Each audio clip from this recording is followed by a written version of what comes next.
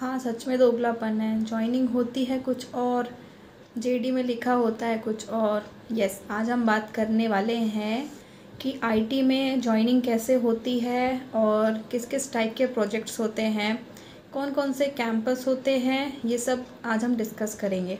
तो सबसे पहले होता है एक ऑन कैंपस, एक ऑफ कैंपस। जब आप कॉलेज में होते हैं तो आपके कॉलेज में अलग अलग कंपनीज आती है, रिक्रूटमेंट होती है, उसे बोलते हैं ऑन कैंपस ड्राइव। एक होती है ऑफ कैंपस ड्राइव, जो कि आप कहीं से भी अटेंड कर सकते हैं। जैसे कि उसमें लोकेशन मेंशन होती है, तो आप किसी भी कॉलेज से हो, आप वहाँ जाके एक कैंपस अटेंड कर सकते हैं। वो हो गया ऑफ कैंपस ड्राइव।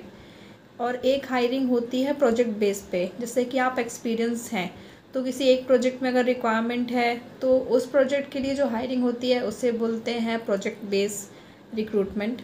और उसमें हायरिंग जो होती है तो आप सीधे प्रोजेक्ट में एंटर हो जाते हैं।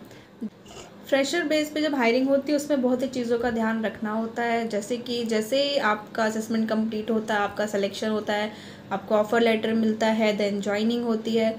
तो ज्वाइन करने के बाद फिर से आपकी एक ट्रेनिंग होती है। ऑफिस ज्वाइन करते हैं, उसके बाद आपको प्रोजेक्ट्स मिलना चालू होते हैं। फर्स्टली तो सब लोग बेंच पे ही होते हैं। बेंच का मतलब एक बेंच नहीं होता। बेंच एक ये ड्यूरेशन होता है जिसमें आप प्रोजेक्ट्स को सर्च करते हैं।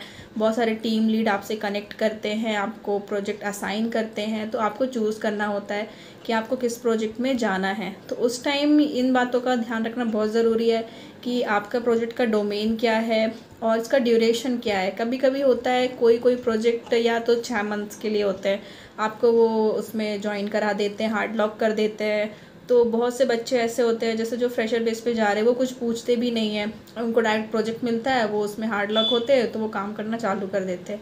तो आपको ये पूछना बहुत ज़रूरी है कि उसका डोमेन क्या है, सपोर्ट प्रोजेक्ट है या डेवलपमेंट है, कौन सी टेक्नोलॉजी पे है, उसका ड्यूरेशन क्या है, आपको हाइब्रिड मोड मिलेगा या तो आपको घर से काम करना है या ऑफिस आना है, कितने दिन ऑफिस आना है। तो ये सब चीज़ें आप उनसे पूछ सकते हैं। कभी कभी ऐसा होता है कि आपने पढ़ा हुआ है कुछ और आपको किसी और ही टेक्नोलॉजी पे काम मिल जाता है, तो ऐसा भी हो सकता है। तो ये आपके ऊपर है, आपको क्या सीखना है या उसी पे जाना है। तो इन चीज़ों का ध्यान रखना होता है। सेम चीज़ एक्सपीरियंस बेस पे भी डिपेंड करती है। एक्सपीरियंस बेस जब हायरिंग होती है तो भी आप कुछ टाइम के लिए प्रोजेक्ट के लिए रहते हैं आप बेंच पे, तो उस टाइम भी सेम प्रोसेस होता है। आपको डोमेन पूछना होता है, कौन सी टेक्नोलॉजी है। कभी कभी ऐसा होता है जैसे कि आरपीए का एग्जांपल है, आपके पास अगर यूआईपाथ का एक्सपीरियंस है, ऑटोमेशन एनीवेयर का भी है और ब्लू प्रिज्म में भी है, तो अलग अलग ऑटोमेशन के लिए भी हायरिंग होती है। तो अगर आपको ऑफिस में यूआईपाथ भी आ रहा है, अगर आपको चांस मिलता है तो आप दूसरे प्रोजेक्ट्स में भी वर्क कर सकते हैं जिसमें यूआईपाथ का वर्क हो रहा है या ब्लू प्रिज्म का हो रहा है। इस टाइप से आप वर्क उसमें कर सकते हैं। चलिए मिलते हैं अब नेक्स्ट वीडियो में। Thank you.